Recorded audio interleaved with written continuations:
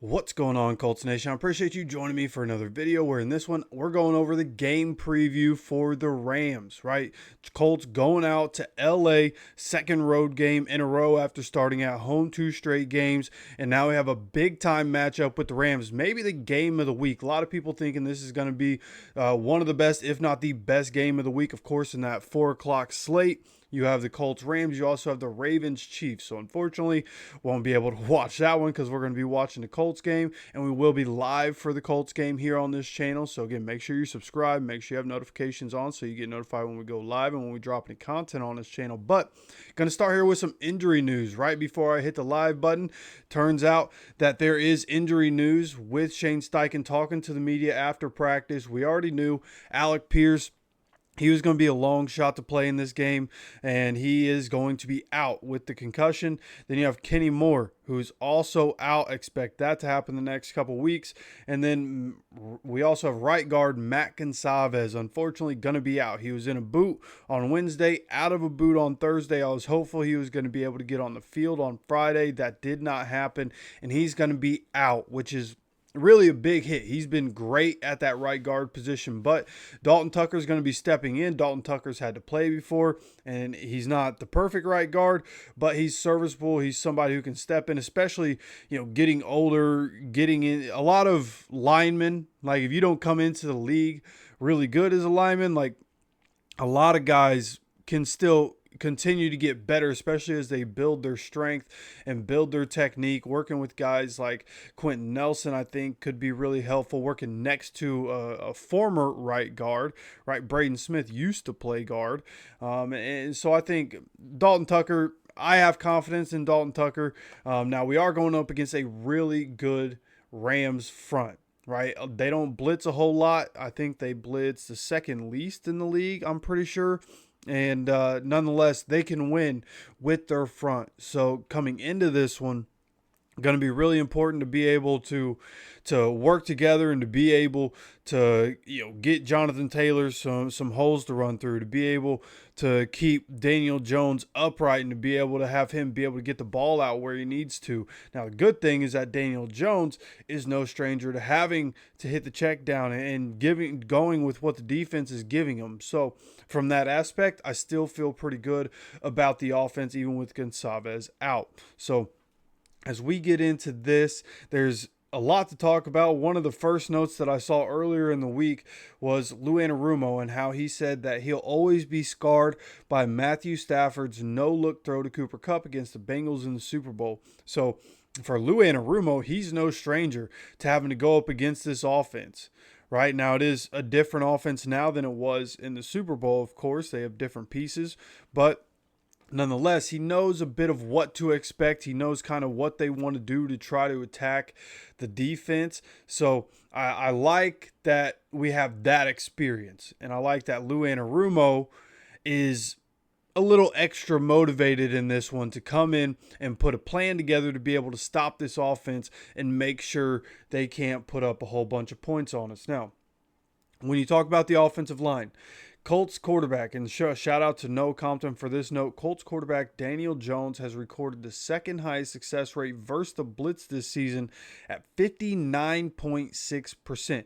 The blitz rate this season is crazy.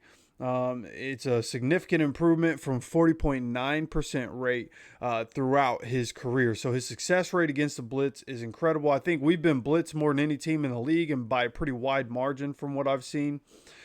Jones had been the fifth worst quarterback against the blitz since entering the league. Now he's one of the best. And then an added little note here, kind of what I was just mentioning, how we've been blitzed. The Colts offense has been blitzed on nearly half of its snaps at 48.9% through 3 weeks. 48.9 is a ridiculous number. Just, that's absurd. The highest rate in the NFL by a solid margin. Still, Indy's O-line has allowed the 10th lowest pressure rate.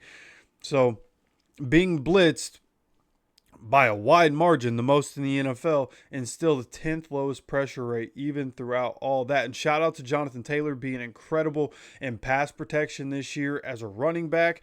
That's been incredibly helpful to what the offense has been able to do. So, like what we have going on there. And honestly, you have to think with the way Daniel Jones has been playing, right? Everybody wants to blitz us and try to make it to where Daniel Jones is going to be thrown off and revert back to tendencies he had before, and it's just not happening. He keeps picking defenses apart. He's taking what the defense is giving him. If you blitz, he's going to throw exactly to where he needs to, and he's been able to do that. We're picking up blitz as well. So it'll be interesting with the Rams.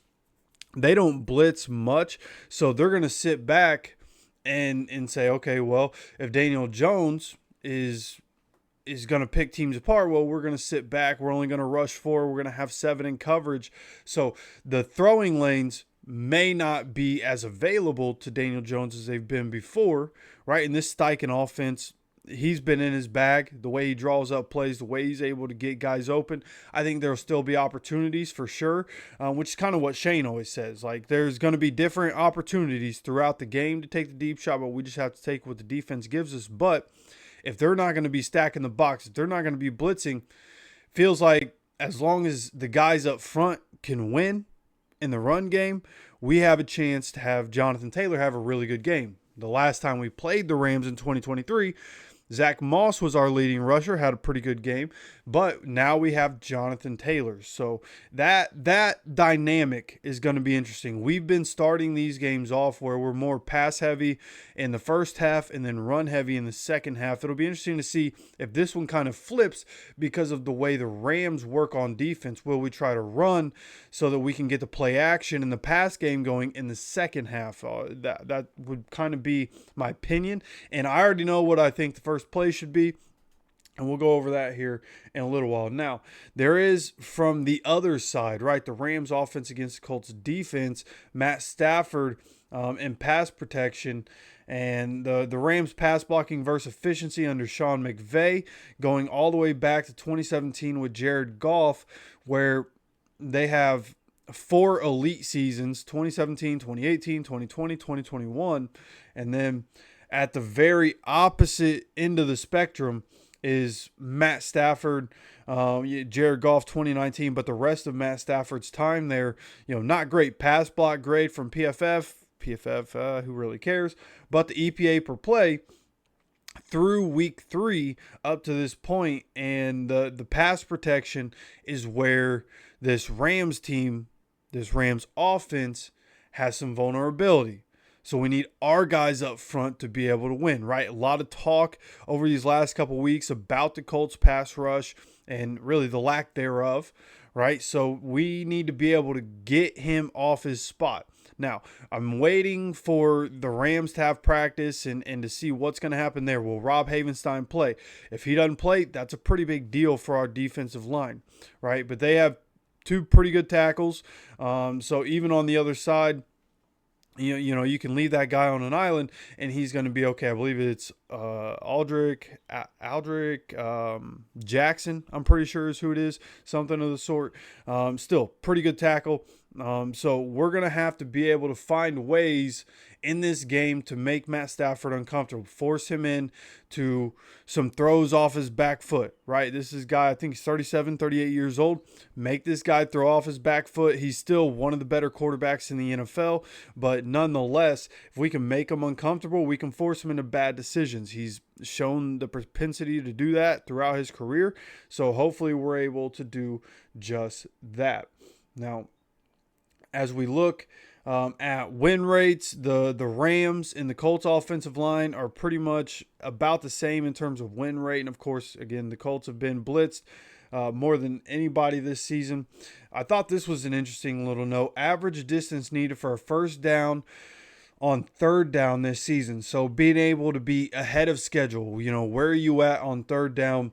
Colts and the Rams are 1-2 in the league. The Rams are at 4.9 yards, so right there at 5 yards, getting to 3rd and 5 on most of their third downs. The Colts are at 5.4. Everybody else is above 6. So, again, this is going to be a battle of 2 offenses that, for the most part, very efficient. Obviously, the Colts have only punted once, even though we have a lot of field goals.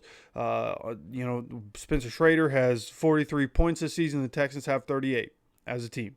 So we're kicking a lot of field goals, but we're putting points on the board, which is incredibly important, right? Now, I do think I'm just going to go ahead and show you guys this one, because guess what? Everybody except for M. Grant here is picking the Rams. We know how this goes when everybody picks the Rams. Shout out to MJD. Maurice Jones-Drew never picks the Colts. But nonetheless, everybody is against the Colts in this one. A lot of people are thinking that the Rams are going to be able to win this one. So a little added motivation. Now, when I talk about how the Colts pass in the first half, then run in the second half, and really get the run established in the second half, Jonathan Taylor in the second half of games is averaging almost 9 yards per carry in the second half of games, which is just absolutely ridiculous. That's a ridiculous number, but it goes to show that even when it's not working early, as long as you keep running, you keep letting this offensive line be physical, right? That's one thing about this year's team that I'm noticing is week after week after week, it's, hey, we need to be the most physical team. We're coming into these games with the expectation that we're going to be the most physical team, and I absolutely love that. So continuing that into the second half of these games, especially against the defensive front that we're going to be going up against, right? If they're going to keep 7 guys in to try to cover us, right? If they're having 5 DBs on the field and then, their front 6 with the 2 linebackers and 4 defensive linemen, then honestly, throughout the game, as we go later into the game, I like our chances as long as we can keep it, in a manageable situation where we can still run the ball. I like our chances. Right now, QB accuracy and efficiency on deep passes. Matthew Stafford kind of above everybody, and this is another one I'll go ahead and show you guys. You have at the bottom EPA per pass attempt, and then on the side catchable percentage.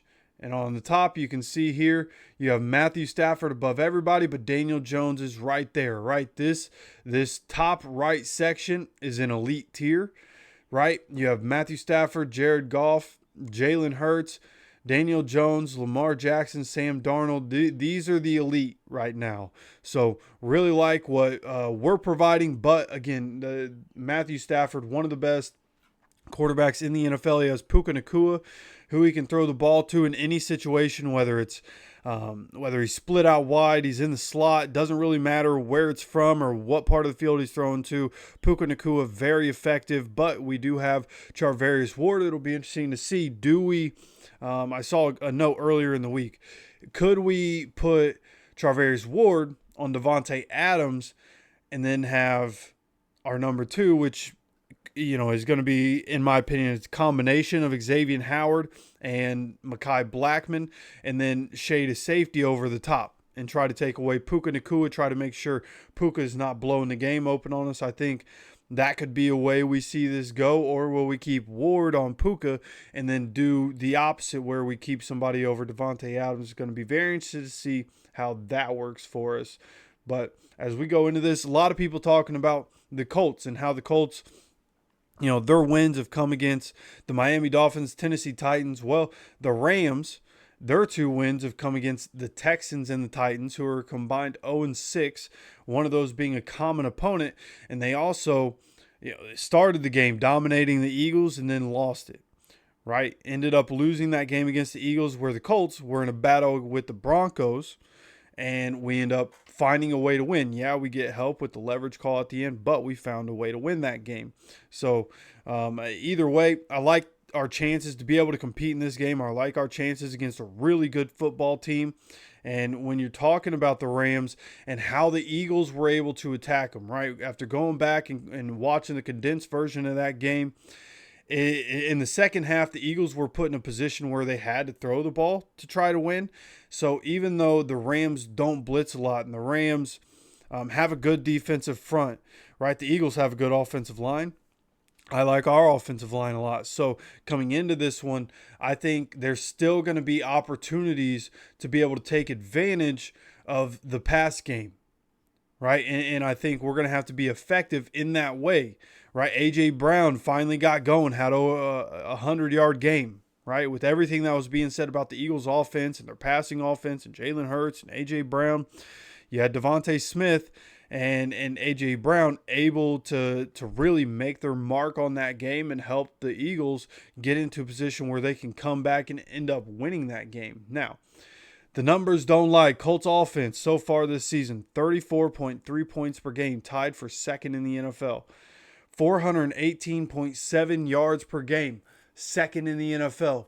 Colts defense, for anything you want to say about the Colts defense, it certainly hasn't been perfect, and we certainly have our weaknesses, but 272.3 yards per game allowed, which is seventh in the NFL. 18.7 points per game allowed, tied for ninth in the NFL. So offensively, defensively, I mean, top two on offense right now.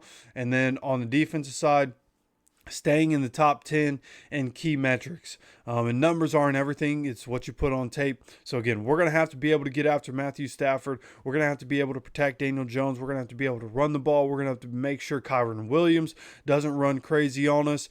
Because if Kyren Williams starts running crazy and you want to have to try to stop him, then you have Puka Nacua, and you have Devontae Adams. They have to stop both these offenses.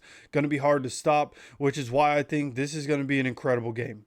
And I think there's a good chance that there's a decent amount of points put up in this game. At the end of the day, I think I'm going to end up taking the Colts to win this game. My final score is going to be 29-27. Very close game. I think the Colts, another metric that we didn't talk about here was red zone. For as ineffective as the Colts tend to be in the red zone and their EPA per play in the red zone, and as good as we are on offense, the EPA per play in the red zone is, with the average in the league being at 0.24 from weeks 1 to 3 in the NFL. Colts are at minus 0.11.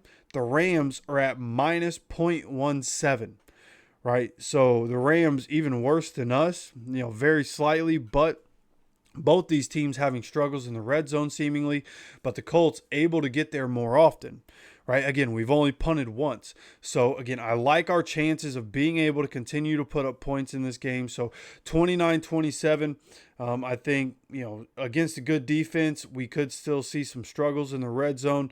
But I do think overall, I think we'll be able to win this matchup from our offense to their defense.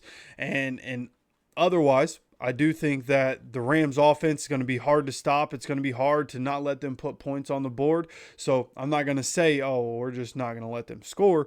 I think they're going to be able to put points on the board. But in a game where you keep scoring, the highest score wins, I think we're able to put up more points in the end. Shout out to Spencer Schrader.